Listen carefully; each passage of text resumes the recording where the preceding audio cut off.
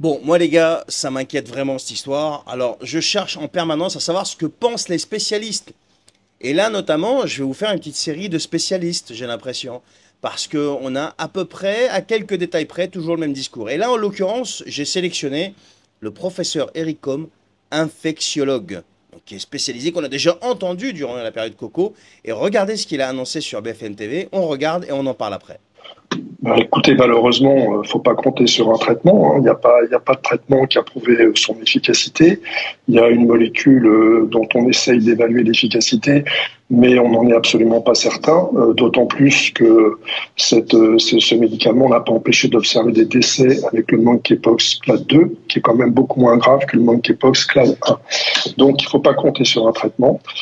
Par contre, il y a un vaccin qui empêche les formes graves, ce qui est certainement le plus important, et qui diminue le nombre d'infections, mais qui ne les empêche pas. Donc, il n'empêchera pas le virus de circuler dans les communautés à risque. Il faut quand même insister sur le fait que c'est le monkeypox clade 2 actuellement, le monkeypox clade 1, en tout cas dans son variant B, c'est-à-dire l'épidémie qu'on observe actuellement et qui a valu une alerte de l'OMS, se propage principalement chez les adultes par voie sexuelle et par promiscuité, hein. Bah voilà, hein, tout est dit, hein. Moi, je vais vous poser une question simple. Vous n'avez pas l'impression d'avoir déjà entendu ce discours? Mais à quelques petites intonations près. Je ne vais même pas dire syllabe, même pas lettre, même pas virgule, même pas je sais pas quoi. Non, non, on a l'impression que c'est exactement le même discours.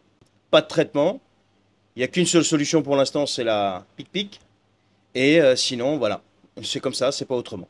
Et comme par hasard, au même moment, on a notre Premier ministre, Monsieur Attal, qui nous sort dans son tweet, dernier paragraphe, notre système de santé est sur ses gardes.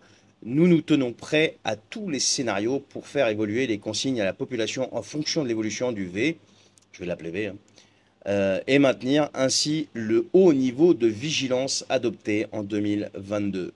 Je vous laisse avec ça, je vous laisse réfléchir avec ça, et dites-moi ce que vous en pensez. Essayez de me dire en commentaire ce qui risque de se passer là. Merci.